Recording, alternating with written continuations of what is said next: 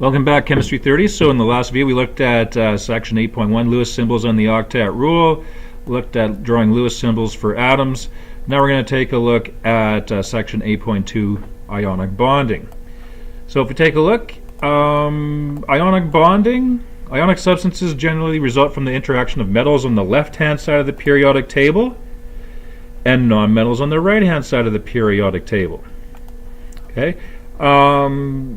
Excluding, of course, the noble gases in group 8A. For example, when sodium metal is brought in contact with chlorine gas, recall that chlorine is a Hofbrinkel, so it has to exist as Cl2. A violent reaction ensues. The product of this very exothermic reaction is sodium chloride. So here's kind of a picture of that. Pure sodium is extremely dangerous. It's really reactive with water. Also, chlorine gas is poisonous. And here's the interesting thing about chemistry. Sodium and chloride coming together to make a synthesis reaction, making table salt, which is what we eat. Interesting. Dangerous, making something, well, in large quantities is dangerous, but for the most part, table salt we're talking about.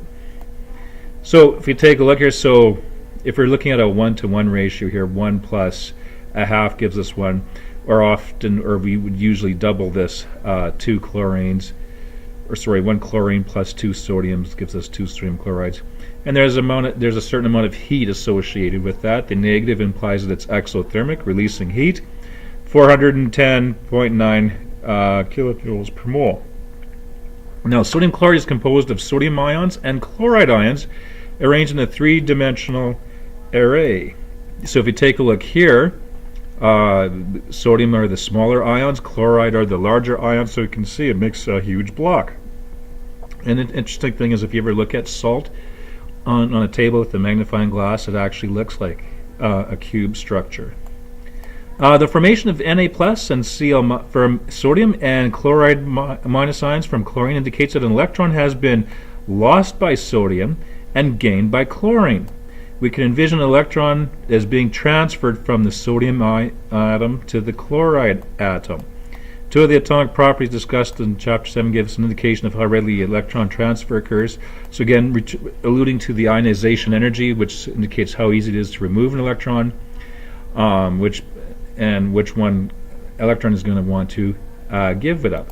So if we take a look here, of course the metals, and you know this from previous years, tend to lose electrons. For example, potassium, looking at that octet rule, it's easy for it to lose one and have the same kind of arrangement as argon than it is to gain a bunch of electrons to become like krypton.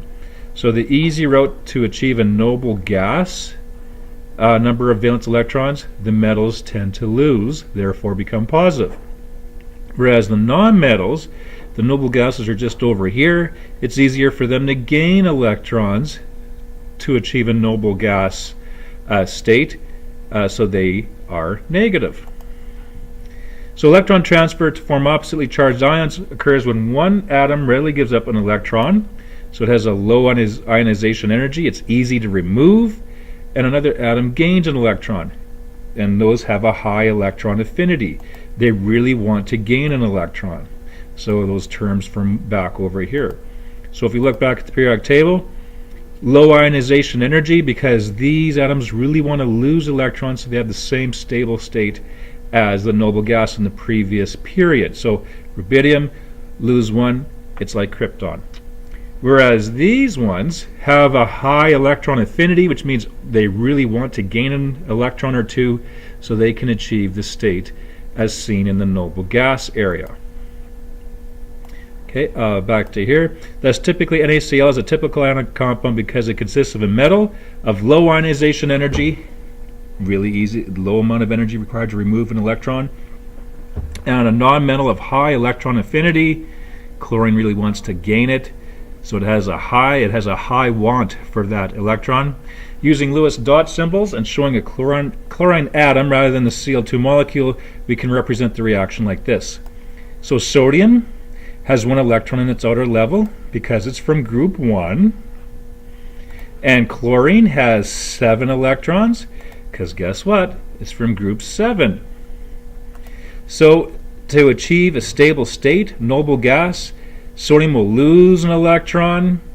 So if sodium loses an electron, it no longer has 7, or sorry, it no longer has 11, it has 10. So it has a configuration similar to neon with 8 electrons in the outer level. And chlorine, it gains an electron, so it's going to become like argon. Okay?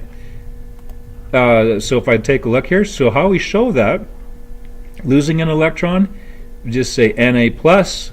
Chlorine's gaining one, so that electron takes up this empty spot here. So you can see it's right there, and it's Cl, and it gained an electron, so it's negative.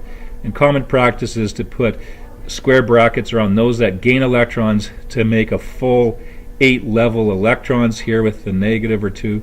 And the atom that loses electrons, no square brackets, just simply a positive sign or positive 2, depending upon how many electrons were lost.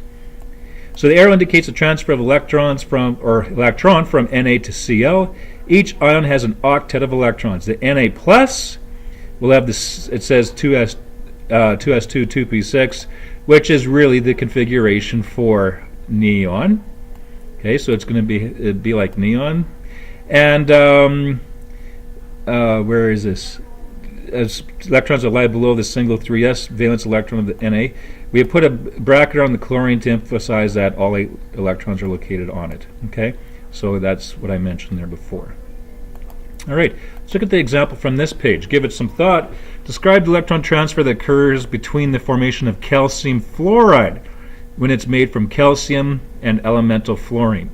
So see if you can work it over here. I have the answer underneath this mysterious blue curtain. See if you can try to figure that out simply by doing what we did over here. Sodium chloride formed from sodium and chlorine. Here this time we're looking at calcium and fluorine.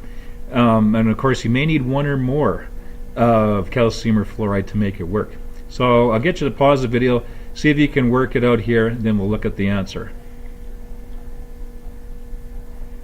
Okay, if you had a chance to look at it, so calcium and fluoride, if we look at calcium, of course calcium is a group 2 element, so it's going to want to lose 1, 2 to become like argon, so it's going to be a positive 2.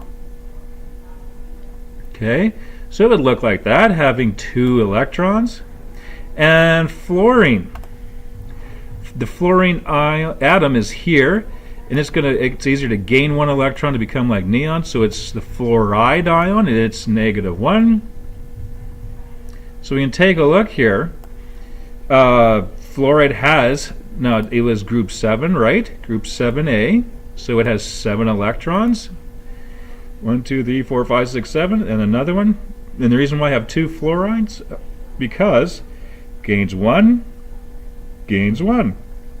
So calcium has 2 electrons it needs to get rid of, and 1 will simply go to each fluorine atom. And then of course the fluorine atoms become fluoride ions. So once calcium loses the 2, we say that calcium is now 2 plus.